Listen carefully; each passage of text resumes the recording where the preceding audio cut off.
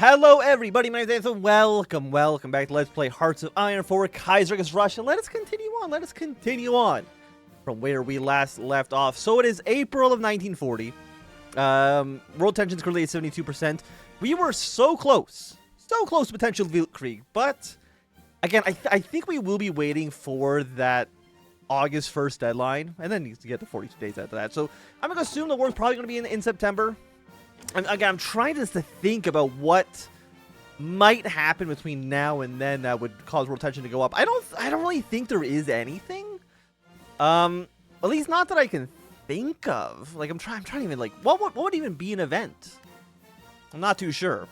Looks like our troops are now arriving down in the Balkans, which is great. Don't like Bulgaria. I mean Bulgaria. I mean there's Zveno. I really should know if Zveno is pro or anti.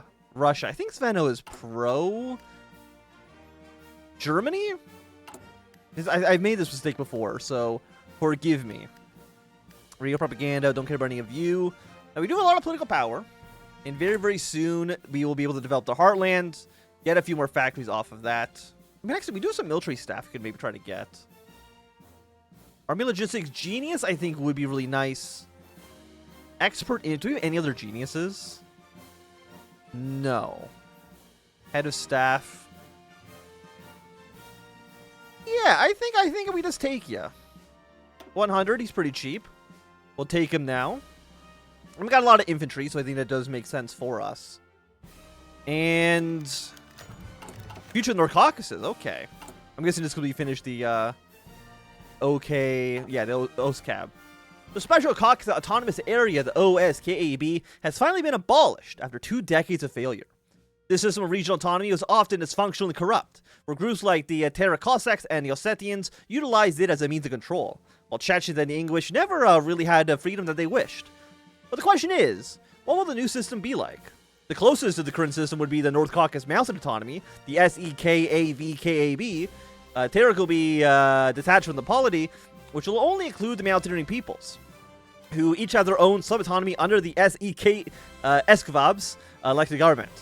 We can also cut the middle level altogether and create a number of smaller bodies: Chechen autonomy, the English autonomy, the Ossetin autonomy, the Yrina autonomy, and so on.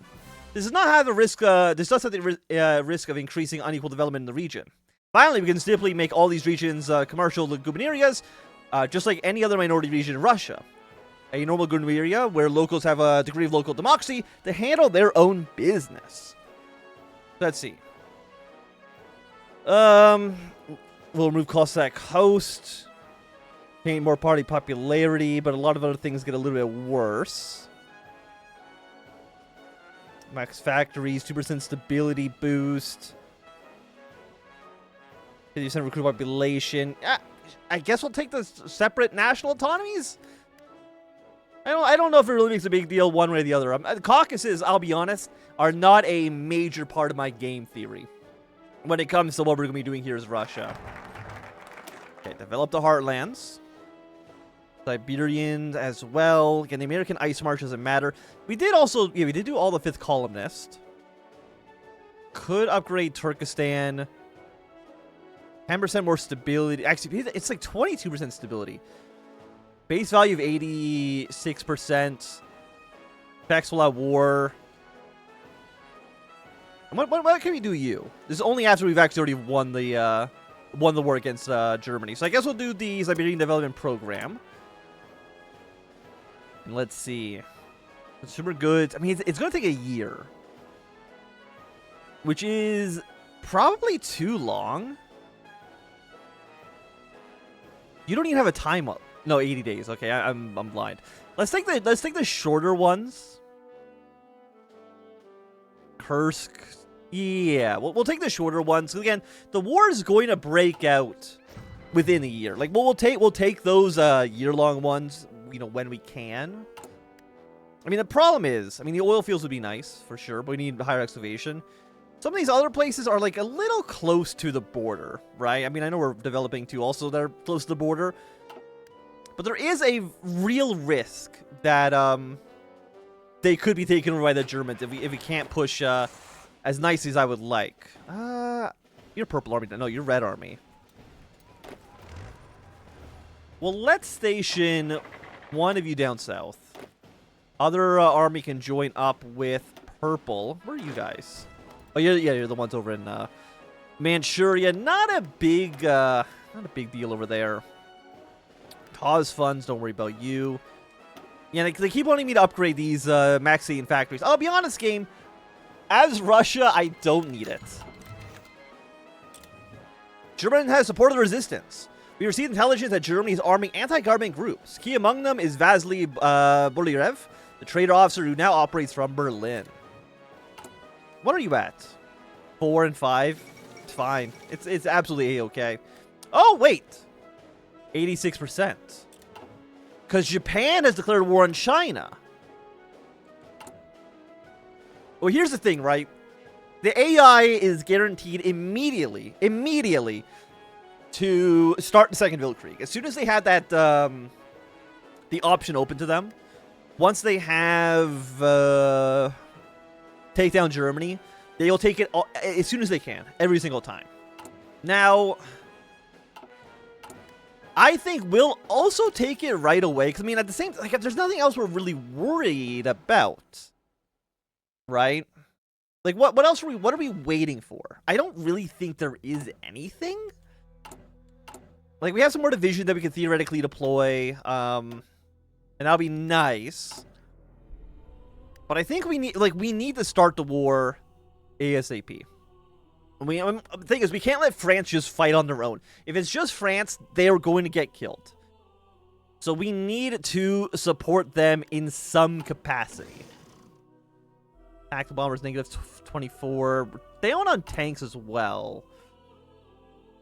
Armored support vehicles. I literally don't even know what I'm going to do with you, but I appreciate having you here anyways. Throw 5 more in each of you. Gun production, we 21,000 in storage. Which is, I'm happy to see. We can have operative. Okay. Let's send you into Lithuania. Do we want to do like another level of collaboration? Because I think we've already done one. So you know what? Sure. Commence that when ready. It'll lower Ukrainian support. So they'll capitulate just a little bit easier. And the thing is, we know, I mean, France is almost certainly starting the war now. Yeah, I mean, I think we have to take it. I think we have to. Again, we don't know exactly if France is doing it now. We're not going to get the warning. Excerpt from the radio speech by the Secretary SZRS Karol Węzłowski. Our new Rush was born from fire and rubble of a crumbling era. She was trampled by hooves and boots, hurt by shells and machine guns. But as we know, the sun shone through even the dust and the smoke. A new dawn for the Russian people. His voice is strong and articulate, with only the merest hint of a Polish accent. Unlike the Vod's claim, common, even boring tone, Węgowski's voice paints worlds. Already during the chaos of the Kaiserreich China, Boris Savinkov tried to save the young republic. Fight! He urged the liberals and the socialists. Never compromise. Not with Lenin, not with the Kaiser. But he was not listened to. And for it, Russia bled. For long years, through the coldest winters, he toiled with many of you to save the republic, which had been thrown to the wolves. Why did we lose? In every war, one side loses. Does it say anything of German competence? Or our own incompetence? No. Russia was betrayed. Betrayed by the so-called intelligentsia, by the socialists and the Jews. For the spirit of defeat did not come from the common Russian. It preemanated from the corrupt elites downwards, degenerating the character of the good Russian man and woman. So the dreamed and accursed day has finally come. One announcement so many times by poets, prophets, and philosophers, a day of judgment and final reckoning. The war that will define ages. Why will we win this time? Because we are united behind our great Vods and behind our great Russian states. We will not be stabbed in the back this time. We will not be demoralized and poisoned this time. No, my brothers and sisters. We will be triumphant. Studio applause.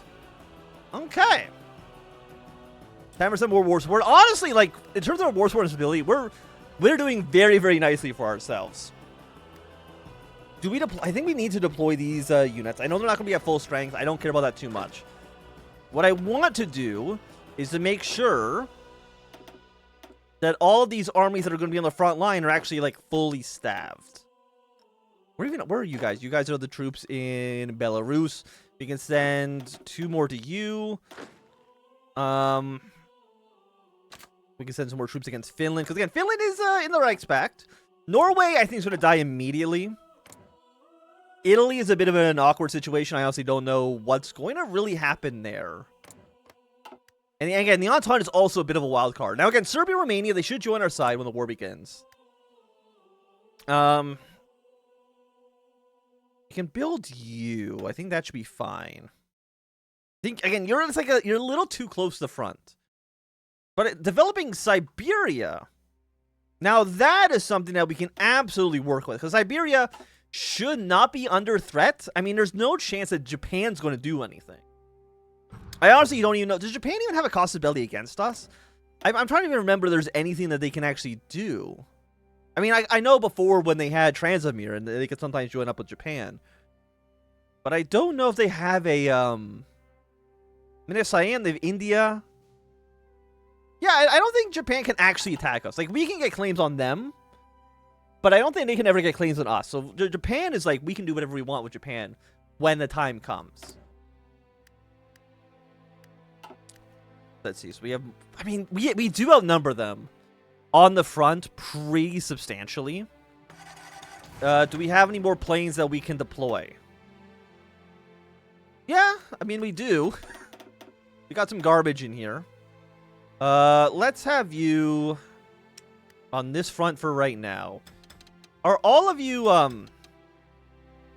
do all of you actually have operations? You actually want to make sure our planes are actually doing what they're supposed to do.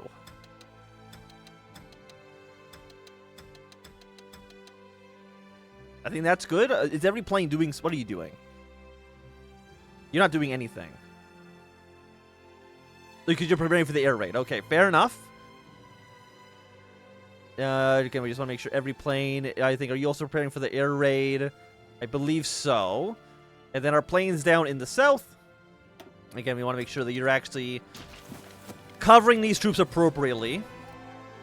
And again, they're ready to push into the Balkans or to assist Serbia pushing their way into Austria. Because Austria will join the war. It's almost... It's like guaranteed. Now, they're not going to join right away. Because, you know, Ukraine is not in the Austrian faction. At the last hour, with Russian troop formations gathering in enemy borders, an Operation Yekaterina set to begin very soon, a cabinet meeting has been hastily assembled. The main subject of the matter was how Russia was to justify the war to the public, and also to the world at large. Minister of Propaganda, Karol Vedelovsky, and Chief of the Air, Alexander Kolchak, suggested that, to give the war essential legality, an ultimatum should be sent to Berlin asking to withdraw troops from Eastern Europe. The chance of the Germans accepting such a demand is null, but at least give the appearance of legitimacy for Russia's actions. Army Chief Anton Denikin immediately disagreed. An ultimatum would ruin the element of surprise of the operation, giving Germany and her allies time to mobilize their defenses and halt the German offensive. Savigov was quick to side with them, seeing that the ultimatum was a complete waste of time. After all, they were about to engage in a civilization struggle. Who in their right mind cares about what the rest of the world thinks when the future of Russia is at stake? The opinion of the cabinet swayed towards the latter, but they still settled on a compromise. After the Russian troops had crossed the Ukrainian border, a demand would be sent immediately to cease hostilities, and a withdrawal of German troops. The ultimate battle awaits, so we're going to invade them first and then tell them that they need to leave. Okay. Sounds like a plan. All our troops, I mean, we do just outnumber them. I honestly think Finland is in a situation where we honestly, like, don't push them at all. And I'm fine abandoning Murmansk and Northern Karelia. Like, if we can push towards Helsinki, I'm not going to say no to that, but I'm leaning towards that's not really going to be super viable. For our Navy, we want to make sure we're actually defending this. Set up get Kolchak in here. Because we do have the Marines. I mean, the Marines are ready to go. And I think they just... I think you just try it. And we'll see how that works. So we have what? 20 days? Can't see again. We can't really see how many troops Belarus has. Ukraine looks weak here. The Baltics look weak. And I have a feeling that we can probably push our way towards Helsinki. Because again, if we kill Helsinki, an invasion of Sweden doesn't make any sense from the north. Like, pushing here is never going to work out. But, you know, we can send like a few troops to hold Kemi when the time comes. Would probably make the most sense. And I just want to take one more quick look at you guys. Cleveland agrees. Someone follow me through true. At peace. All enemy countries at war with the Russian state. So if we go to war with Bulgaria, they would join us. But again, Bulgaria is in this weird situation where I don't really know what we can do with them. And again, Serbia and Romania should invade Austria. What? Okay, now Canada's invaded the CSA. I think it's a little bit too late for that. But at the same time, a Canadian intervention in the United States does mean they're probably not going to be super effective against the Internationale, which is what I want. Because if they're strong against the Internationale, that's going to make Internationale weak against Germany. But I want to avoid that complication. Why do I have no troops down here? Oh, you guys are like not...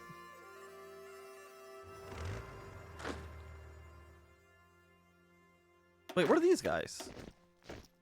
Oh, they're still down in the... Oh, shit, they're still down in the Caucasus.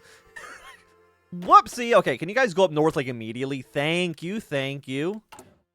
That would have been very awkward to try to explain to my superiors when the war began. Like, why are those troops not on the border? Okay, France declared war. And then tomorrow we're going to declare war. And, yeah, they're going to push their way down towards the south. We knew that, or down here. We knew that was going to happen immediately. Air raids are ready to launch. Yeah, they're on auto launch. They should just go for it. For our national spirit, what do we want to do? That requires us to have killed Germany. This requires that Germany doesn't exist. Okay, so like all of you require that Germany doesn't exist anymore. Can't take you. I guess we'll now... I mean, we're still at 100-100. Even being at war, we're still, like, perfect on this. So I guess we'll... Oh, I don't even know, man. Because this will boost up our ally in Turkestan. So I guess we'll take you? It's a bit of a weird choice, but... Oh, yeah, there's no troops I sent down to the south either. Whoopsie. I need to call all my allies in. One sec. Call everybody in. Thank you. Yeah. Okay, so not having all of my troops on this front was a mistake, okay? I think I'm willing to admit that. I want to send our armor division in here, and I think Purple Army is good for a push into you as well. Haiti joined the Reichspakt, not a big deal whatsoever. 90%. And I think you guys can push your way into Finland.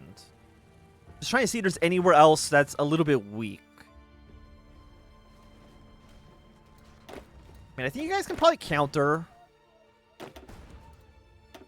We don't have naval supremacy against you, unfortunately.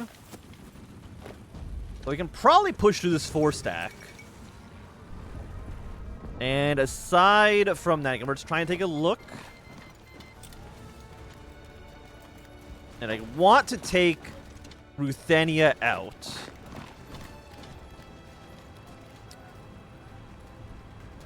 I mean, I still think Ukraine is kind of like the underdog. Raids have been completed. Fantastic. Oil is still looking good. And how's air superiority? Basically non-existent over Ukraine. So we actually want to send you to support the tanks. Please and thank you. Because the tank divisions are, of course, going to be very, very important. Blue Army, we're going to send you for a careful battle plan. You're basically just going to assist the tank divisions trying to push your way towards Kiev. And I think the same goes... You're on super aggressive. Don't do that. Just be on regular battle plan for the time being, okay? You can do some bombings in Ukraine. You're at 48%. Units are not really reinforcing at this moment. 66. And have you pushed through here? Like, not at all. Like, in any way. But that's mostly fine. Britain wants docking rights. That seems okay. We'll take this next. What planes are not doing anything?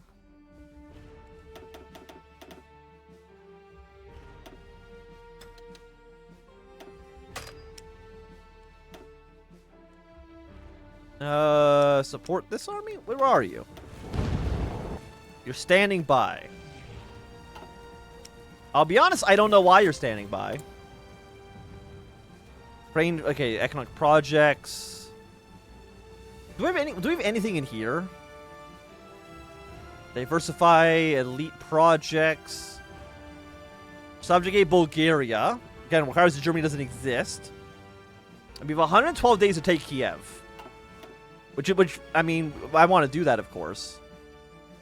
The Sovnik Madras. The North Caucasus is a land steeped in faith. Muslims are undoubtedly most prominent, with the crescent stretched from the Ardennes in the west to the Legans in the east, all professing Sunni Islam. Yeah, sure, I'll take a party popularity hit. Honestly, that doesn't affect me, like, in any meaningful way. I don't think, at least. So what do we get if we take Kiev? Military anger goes up by 1. All Western March bonuses will be removed. We'll get a 5% speed bonus, which honestly does not sound that great. If we control Kiev and Minsk, we can put a loyalist commander-in-chief in there. I don't like what you're doing here, though. I'm not. That's something I'm not the biggest fan on. What's air superiority? I mean, we have air superiority, so that's good. Again, if we can take anything here, that'd be awesome. We've actually have taken okay, Operation like Takeover Sweden has actually been way more successful than I ever would have thought. Okay. Well, if that's the case, I mean, can I deploy? How many we can support this? Okay, I'm gonna deploy troops here, and then we're gonna not deploy anymore. We're gonna throw you under a new Vladimir. Sure. Have we taken a port? The answer is no, because we do need to take Stockholm. So actually, I want you guys to force attack your way to Stockholm. You take the city, we can then send in a 19 stack, use that to try to crush the Swedes. Because that is absolutely what the Swedes deserve. Have you guys keep pushing in. You guys, again, still on careful battle plan. I think that's fine. How have you guys not pushed this division yet? I mean, I know there's a river crossing, which is never great. But even then, I'm a little embarrassed for you. I'm a little embarrassed. Okay, Marine Division, you're going to push your way towards and join up with the Norwegians. And then Red Army, once you actually arrive there, you're going to push your way down towards the south. Just go underneath this field commander for now. And we still just 20 stack in the south. We can't really do anything with them yet. But they will, their time in the sun will come for sure. Okay, tanks are making some good maneuvers. Again, if we can just take the cities, that's really all we need to get our bonuses. And I love bonuses. These divisions go over here for some... No, what are you doing? No. These 7 push your weight against this division. Thank you. The rest of you can keep on marching through.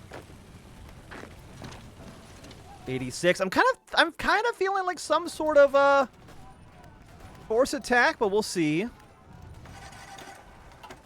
Naval units, right now, you are going to be on convoy escort. You're going to go move your way towards Helsinki. So what do these guys actually capitulate at? Germany at 10%. Ukraine capitulate at 25. Sweden capitulate at 20. And we've already taken some good Swedish gains. We're never going to say no to Swedish gains.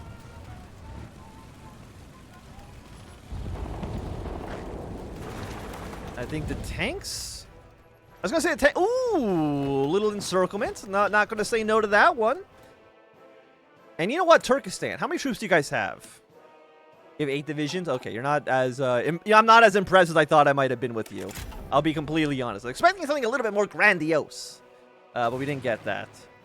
Also, you should not be supporting the naval troops. I understand why you'd want to do it, but Right now, I don't think it makes sense. We're going to lose probably a lot of units trying to ship them over the Baltic Sea. That just comes to the, comes to the land, comes to the territory of trying to do a very stupid naval invasion, right? Move you guys here. I mean, if we can get another encirclement on Ukrainian troops, I would not say no to it. And we're pushing our way towards Kiev very, very, very nicely. I think you guys are still good. We have more tanks we can deploy as well. Yeah, because you're down 3 units. I don't know if I've accidentally got them encircled or if I did something stupid with them. I don't remember. When are you going to be here? 13 hours? Can I... Okay, okay. I thought you were going to Stockholm for a second, but you actually were not. The Great Patriotic War! History repeats. We are again at war with Germany. Now we must show them the Slavs are united in a struggle against a brutal regime colonizing Eastern Europe. Citizens in big cities attack everything of German origin or connected with the Reichspakt. State officials have already been launching massive propaganda towards youngsters to induce them to enlist in the army or join the factories. Musicians, poets, painters, and other artists from all political factions, except the crazy monarchists and the Bolsheviks, have loudly announced their support for our regime. Orthodox clergy, like all major religion eminencies, are saying prayers for the government and the troops on the front. Well, I mean, again, I appreciate the bonuses here. Honestly, you guys would actually be going to here. Yeah, this is not as impactful. Let me just put it that way. But I'm happy with where our progress against the disastrous Swedes is going. I mean, again, we're also very, very... Okay, actually, I got myself encircled. Okay, if you ignore that bit, okay, for just a mere second. Can I attack from any other direction? Yes, you can push in here. Troops are moving around Minsk. We're very, very, very close to taking Kiev. And if I remember correctly, again, I'm trying to think back to when we played as Ukraine. You got a pretty big penalty if you lost too much land against Russia too quickly. And I feel like we're in a spot where Ukraine's going to be losing a lot of land against us pretty quickly. 93%. It looks like we can take another pot at Minsk. Okay, I don't know what's happened up here, but I think it works out well for us. Delete, delete. Regroup and regroup to a front. And I think yellow and red. I think it's time for you guys to actually begin your attacks.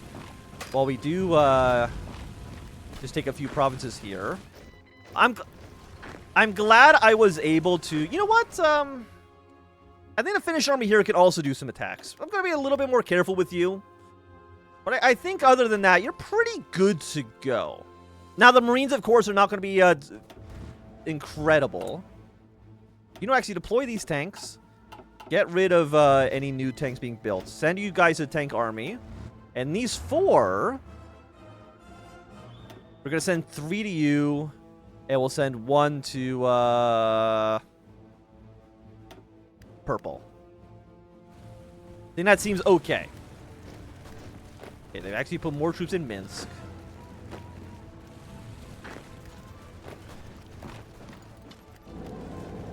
Again, I just want to make sure these guys are not going to get killed in a stupid encirclement. That's my main goal with you. The Far Eastern Army. Semyonov's return! The headquarters of the Far Eastern Military District lies in Kabzgrov, but they have gone dark on us. It seems that in last night, a military takeover has been arranged by General Mikhail Konovich's Derkins and his conspirators and loyalists in the district administration. Bolstered by a rebellious Cossack unit from the Emil Horst, district's men rapidly took over military headquarters and put former commander in the military district under house arrest, along with his staff. But this is not. This is only the first shot, as Grigory Semyonov's army crossed the border in Premier, and the border forces initially assumed was another war which the Japanese had begun. But only when they were not able to receive orders from Konovich's 70 armies of Cossacks and Chinese mercenaries penetrated the border in multiple locations. A coup d'etat came when the Amur Cossack leader, Yuri Alexandrovich, declared allegiance to Semyonov and took over Blagovsk and a large part of the Mirhorst territory. He's a traitor to Russia. Okay, Purple Army over here. 1, delete your orders, move you here. 2, I guess I need to do it this way instead. Turkestan, I need to send all of your troops in this direction, please, and thank you. And your job is to push your way into the Far Eastern Army. I don't know how many men they have, but I need you to get over here immediately. They have more troops than I thought. That's okay. Oh God, I forgot about you. Okay. I will say things have been faltering a little bit more. I'm playing this badly, okay? I'm willing to admit that. Because I don't like this situation at all.